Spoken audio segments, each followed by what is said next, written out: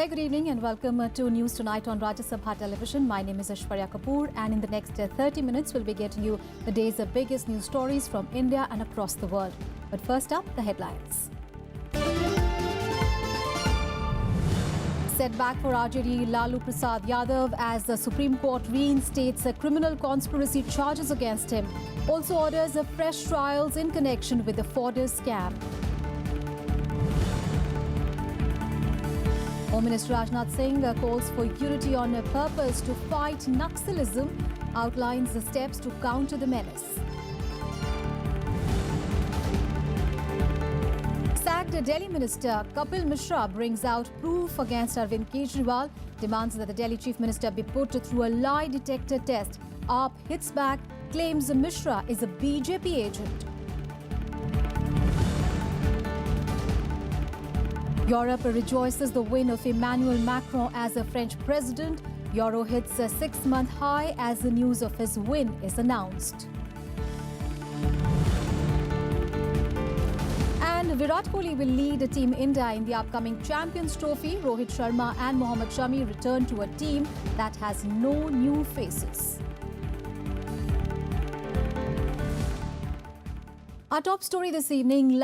Prasad Yadav will stand trial for his role in the fodder scam. Now, in an order that is being seen as a big setback to the leader, the Supreme Court quashed the Jharkhand High Court's verdict, which had dropped charges against Lalu in the 3 cases in the 1996 scam. The Apex Court has now given 9 months for the completion of the trial. In a major setback to RJD chief Lalu Prasad Yadav, the Supreme Court has reinstated criminal conspiracy charges against him and 4 fresh trials in connection with the 1996 fodder scam case.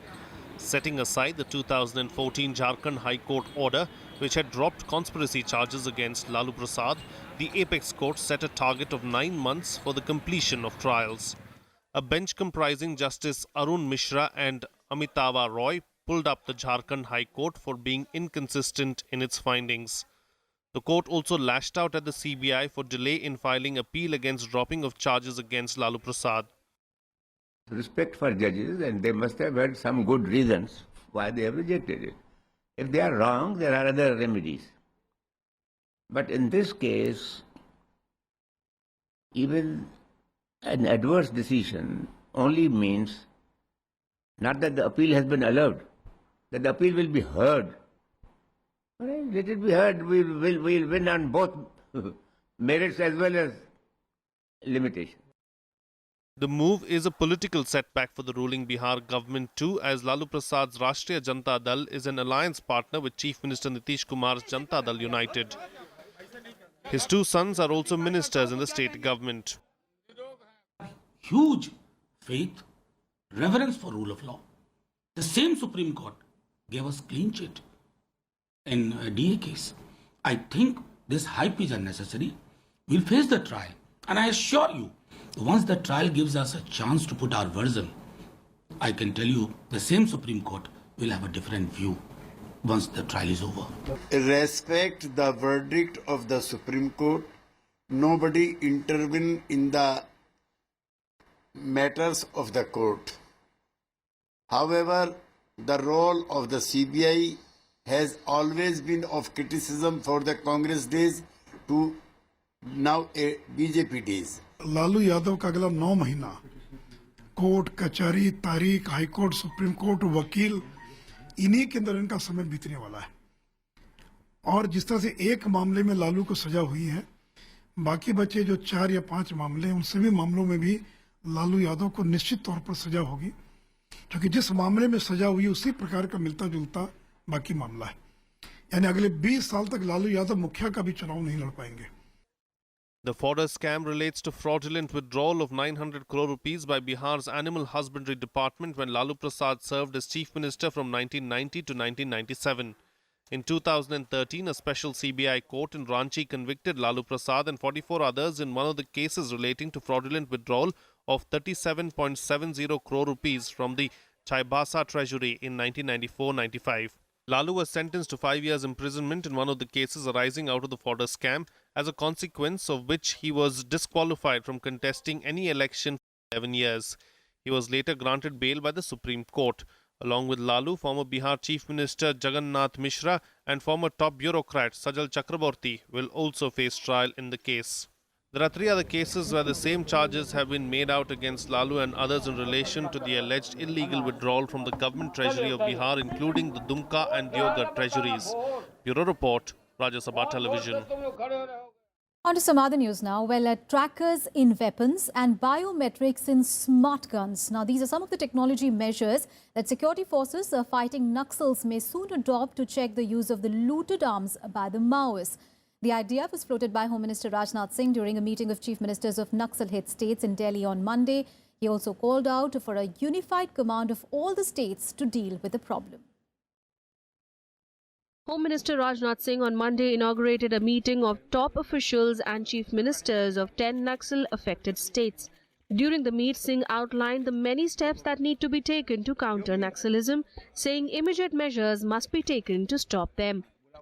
वामपंथी उग्रवादियों द्वारा CRPF के camp के पास हमला करने से मैं चिंतित तो हूं, लेकिन विचलित नहीं। इसलिए आज की बैठक महत्वपूर्ण है, क्योंकि हमें समग्र रूप से चिंतन करना है कि अब हमारी सोच, हमारी रणनीति, हमारी तैयारी, हमारे संसाधनों का उपयोग किस प्रकार हो। मुझे आप पर और हमारे जवानों पर पूरा भरोसा है कि हम सब मिलकर नई रणनीति से पूरी क्षमता से वामपंथी उग्रवाद का मुकाबला करेंगे और सफलता हासिल करेंगे। The Home Minister also called for a strategic and unified command of all states, ensuring unity of purpose in dealing with the problem. The meeting is expected to help firm up anti-Naxal strategy to fight them in their hideouts. देश में वामपंथी उग्रवाद की समस्या का निदान किसी silver bullet से संभव नहीं है। इसका कोई शॉर्टकट भी नहीं है। इसलिए अलग-अलग स्तरों पर शॉर्ट टर्म, मीडियम टर्म और लॉन्ग टर्म नीतियां बनाने की जरूरत है। Topping the agenda of the meet is the issue of recalibrating strategy to make it more effective and to minimize casualties. District magistrates and superintendents of police of 35 worst-hit Naxal-affected districts, along with the heads of paramilitary forces and intelligence agencies, are attending the high-level security meet. Bureau Report, Rajya Sabha TV. Now on to news on the crisis that is happening within the Aam Aadmi Party, and Delhi's former Water Resources Minister Kapil Mishra has been suspended by AAP's Political Affairs Committee from party's primary membership. Now this came after Mishra yet again accused Delhi Chief Minister Arvind Kejriwal of corruption. Now Mishra has alleged that Kejriwal delayed the probe into the 400 crore rupees water tanker scam. The Aam Aadmi Party, however, says that Mishra was making baseless allegations against the Delhi Chief Minister out of desperation after being expelled. Sacked Aam Aadmi Party Minister Kapil Mishra on Monday submitted documents to the Anti-Corruption Bureau to back his allegations against Delhi Chief Minister Arvind Kejriwal in the alleged water tanker scam. The former Delhi Water Minister said that he gave information about the roles of Kejriwal and two of his close associates in the probe into the 400 crore rupees scam that dates back to when Sheila Dikshit was Chief Minister of the city state. He also said he will next go to the CBI to submit proof. कल 11:30 बजे CBI का time मेरे को मिला है, सारे detail लेकर, जो डिटेल पब्लिक करे जाने चाहिए थे, जिनके कारण एविडेंस में कोई गड़बड़ नहीं होती, जांच में कोई प्रभावित नहीं होती, वो मैंने सारी देश की जनता को बताए हैं कि सत्येंद्र जैन ने पैसे दिए, अरविंद केजरीवाल जी ने पैसे लिए, मेरी आंखों के सामने लिए और अपने घर के अंदर लिए। छतरपुर में एक 7 एकड़ के फार्म हाउस की डील और पीडब्ल्यूडी डिपार्टमेंट के 10 करोड़ रुपए के फर्जी बिलों को सही साबित करने का काम सत्येंद्र जैन जी ने किया। अरविंद केजरीवाल जी के एक रिश्तेदार, उनके ब्रदर इन लॉ, उनके रिश्ते में साड़ू लगते हैं, बंसल परिवार की संस्थाएं हैं, उनके लिए किया। The Aam Aadmi Party meanwhile hit back at Mishra, calling him a BJP agent. The party said that Mishra was making baseless allegations against the Chief Minister out of desperation after being expelled. AAP leaders also alleged that the centre was trying to destroy the party. आज जो भी बातें कपिल मिश्रा अरविंद केजरीवाल को फंसाने के लिए बोल रहे हैं, वो वही बातें बोल रहे हैं जो भारतीय जनता पार्टी बोलती है, जो भारतीय जनता पार्टी एसीबी के माध्यम से करवाना चाहती है, जो भारतीय जनता पार्टी आम आदमी पार्टी की सरकार को बदनाम करने और फंसाने के लिए लगाना चाहती है। किसी तरह की किसी भी डील के अंदर मेरा कोई लेना देना नहीं, कोई डील नहीं हुई है। सिर्फ कपिल मिश्रा जी का मानसिक संतुलन बिगड़ गया है। बिल्कुल क्लियर कट है कि पार्टी को बदनाम करना चाहते हैं, डिस्क्रेडिट करना चाहते हैं। आप ये कुछ भी कर लें, इससे डिस्क्रेडिट होने वाले नहीं और इससे डरने वाले भी। The allegations against Kejriwal has prompted the BJP and the Congress to call for his ouster. A BJP delegation met Delhi Lieutenant Governor Anil Baijal on Monday to discuss the issue. Congress, on the other hand, demanded action against Kejriwal on the basis of the Shunglu Committee report.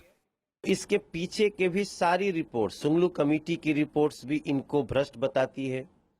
97 crore के लूट भी इनको भ्रष्ट बताता है। इसको ध्यान में रखते हुए अब इनके ऊपर कार्रवाई होनी चाहिए और वो कार्रवाई इस्तीफा से कम नहीं होना चाहिए। या तो इस्तीफा दे दें या फिर इनके खिलाफ सीबीआई इंक्वायरी हो। इसलिए हम लोगों ने उपराज्यपाल को आज सैंक्शन के लिए हम लोगों ने कहा है और उपराज्यपाल महोदय से हमने सैंक्शन मांगा है प्रोसिक्यूशन के लिए, ताकि प्रोसिक्यूशन के सैंक्शन लेकर के हम लोग एंटी करप्शन ब्रांच का जो डेजिग्नेटेड कोर्ट है वहां पर हम जाएं और एंटी करप्शन ब्रांच के डेजिग्नेटेड कोर्ट के सामने हम सीधे के सीधे एफआईआर लॉन्च करने के लिए कोर्ट में गए। NCP workers also held protests against Kejriwal outside the Delhi Secretariat, demanding his resignation.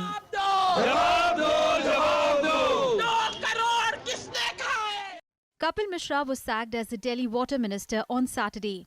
A day after being removed, he claimed to have witnessed Kejriwal take 2 crore rupees from Health Minister Satyendra Jain in another case. He has also demanded a lie detector test be conducted on the two based on his allegations. With inputs from Anu Diwan, Bureau Report, Rajya Sabha TV. And Finance Minister Arun Jaitley has exuded confidence that the problem of stressed assets of banks will be resolved with the newly promulgated banking ordinance. Speaking at an investor summit in Japan on Monday, Jaitley said that the government will dilute its stake in the state-run banks to 52% once the health of the lenders improves. Finance Minister Arun Jaitley expects a resolution to the escalating bad loan problem following the promulgation of the banking ordinance. The new ordinance empowers the RBI to order insolvency proceedings against defaulters and create committees to advise banks on recovering non-performing loans. Jaitley also clarified that the government will be open to providing funds for banks' recapitalization. Speaking at an investor summit in Japan's capital, Tokyo, Jaitley said, "Once the health of the banks improves, we have announced that the government will be willing to bring down its own equity in the banks to 52%, and that can be used for banks' recapitalization." Experts say that it remains to be seen whether the ordinance to the Banking Regulation Act fixes the NPA problem after several steps initiated by the RBI failed to yield desired results. Public sector banks' gross bad loans rose by over 1 lakh crore rupees to touch 6.07 lakh crore rupees in December 2016 from 5.02 lakh crore rupees at the end of March 2016. The government has allocated 10,000 crore rupees for recapitalization of the NPA-laden public sector banks for 2017-18. Since Reserve Bank of India comes into the picture, then there is a third entity which is cross-checking what is happening. The question here is, Reserve Bank is a regulatory authority. It is not a commercial bank. Does Reserve Bank have the necessary expertise and manpower to handle such cases? This is to be seen.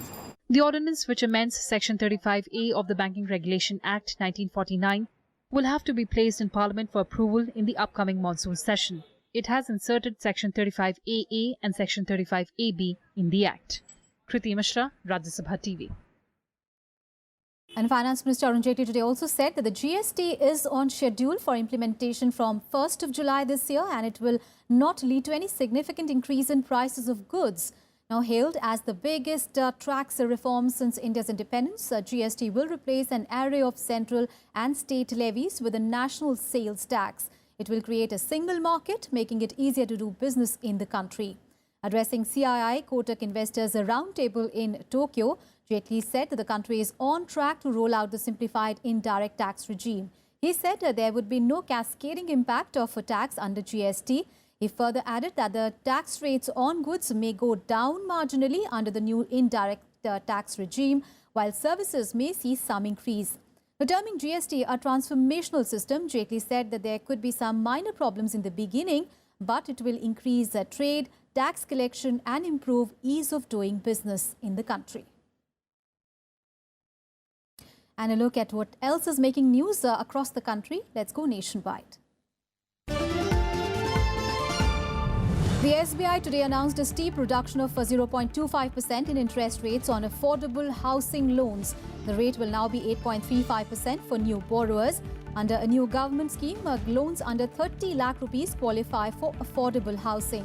For male borrowers, the limited period offer is valid till 31st. The reduction is 0.2% to 8.4%. The new rate reduction of 0.25% for women will be for salaried borrowers. For the non-salaried, it will be 0.2% cut. The CBI on Monday questioned former Haryana Chief Minister Bhupinder Singh Hooda in connection with the alleged irregularities in the allotment of 14 industrial plots at Panchkula by the Haryana Urban Development Authority. Hooda, who was the chairman of Hooda, was examined by the agency for the first time in connection with the case. 5 members of a gang, including a government employee, have been arrested from Delhi and Jaipur for cheating medical aspirants. The accused had promised students to provide them with national eligibility entrance test question papers. ADG ATS Umesh Mishra said that the accused had given aspirants questions on Saturday night, but no question matched with the ones that appeared in the exam. So it was not a matter of paper leak, but that of a fraud with aspirants. In news tonight, we'll take a very short break. Up next, we have all the international and sports news. Stay tuned.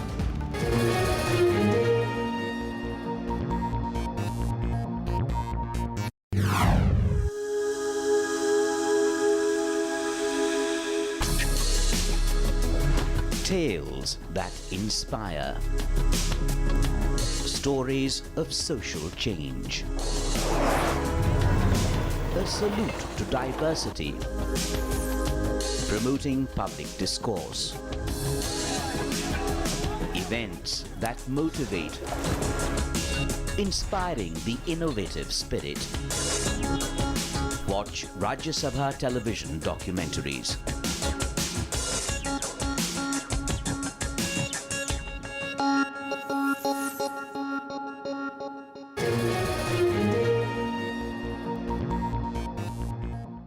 Welcome back. Our top international story now. Emmanuel Macron has been elected as France's youngest head of state since Napoleon after beating his far-right rival Marine Le Pen in an emphatic victory. Now, the 39-year-old Macron won almost two-thirds of the vote, showing a clear path to the Élysée Palace for the pro-EU centrist, who was a political unknown until 3 years ago and has never ever held elected office. French President-elect Emmanuel Macron addressing a huge victory rally in front of Paris's Louvre Museum and very symbolically taking to the stage to the European Union anthem Ode to Joy. Speaking to thousands of supporters, he pledged to represent French values in Europe and the world. Je vous servirai avec humilité, avec force. Je vous servirai au nom de notre devise, liberté, égalité, fraternité,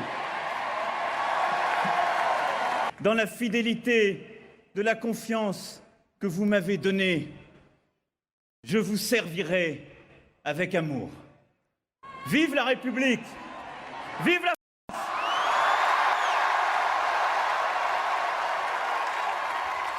39-year-old Macron, a former economy minister who ran as neither left nor right independent, took over 65% of the votes to his rival Le Pen's 35%. His victory was hailed by his supporters as holding back a tide of populism after the Brexit vote and Donald Trump's victory in the US election. His election also represents a long-awaited generational change in French politics, where the same faces have dominated for years. Ils attendent que partout nous défendions les libertés, que nous protégions les opprimés. Ils attendent que nous portions une nouvelle espérance, un nouvel humanisme, celui d'un monde plus sûr, d'un monde de liberté défendue, d'un monde de croissance, de plus de justice, de plus d'écologie. As Macron addressed his victory rally, his rival, the anti-EU Marine Le Pen, took the stage in the east of Paris to give a quick speech to her supporters, conceding defeat. Despite the wide margin of the final result, Le Pen's score nonetheless marked a historic high for the French far right. The anti-immigration, anti-EU National Front supporters asserted that the party had a central place as an opposition force in France.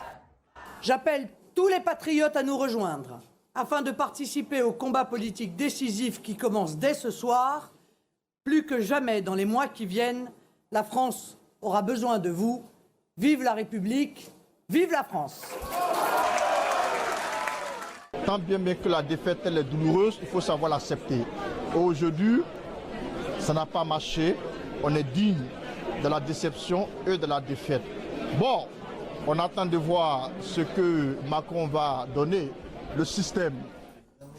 What's crucial to note is that voter turnout was the lowest in more than 40 years. Almost one-third of voters chose neither Macron nor Le Pen, with 12 million abstaining and 4.2 million spoiling ballot papers. Macron, who has never held elected office and was unknown until 3 years ago, is France's youngest president. Next Sunday, he will take over a country under a state of emergency, still facing a major terrorism threat and struggling with a stagnant economy after decades of mass unemployment. Bureau Report, Rajya Sabha TV. An independent centrist Emmanuel Macron's victory has also ended a tumultuous campaign that had undermined the euro and raised real doubts over its continued survival. European leaders breathed a sigh of relief after the result, given Macron rival Le Pen's anti-EU stance. While Prime Minister Narendra Modi joined world leaders in congratulating Macron for his victory. A dance party in the French capital as Parisians celebrate victory of Emmanuel Macron, their new president.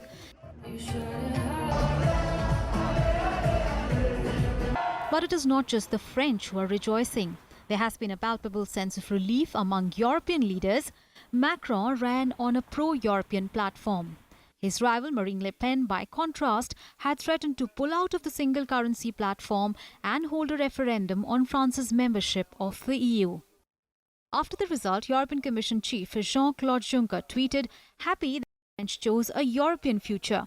The euro hit a 6-month high against the dollar on Monday. German Chancellor Angela Merkel said Macron's win was a victory for a strong, united Europe. Prime Minister Narendra Modi also joined the world leaders in congratulating Macron. He tweeted, congratulations to Emmanuel Macron for an emphatic victory in the French presidential election. I look forward to working closely with him to further strengthen India-France ties. US President Donald Trump and Chinese President Xi Jinping also tweeted their congratulations. Und ich habe ihm gestern auch bereits telefonisch zu diesem Erfolg gratuliert.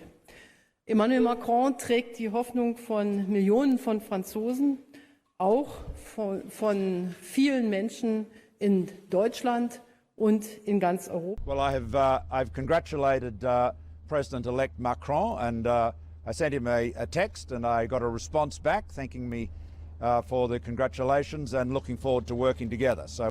After Brexit and Donald Trump's ascent to the presidency in America after campaigning on an anti-globalization platform, European leaders believe that Marine Le Pen's defeat is a strong sign that Eurosceptic nationalism is now fading away. But big challenges stare Macron ahead. His party, En Marche, is less than a year old and is starting from scratch. France's youngest president also needs to unify a nearly obliterated traditional left and allies from the right who voted for him simply in rejection of Le Pen. The voters also hope for reforms to tackle France's economic malaise. Bureau Report, Rajya Sabha TV. And what else is happening across the world? Let's take a look at the global buzz. US and Afghanistan officials said on Sunday that Islamic State Afghanistan head Abdul Hasib was killed on 27th of April in an operation conducted jointly by Afghanistan and the US. Special forces in the eastern province of Nangarhar.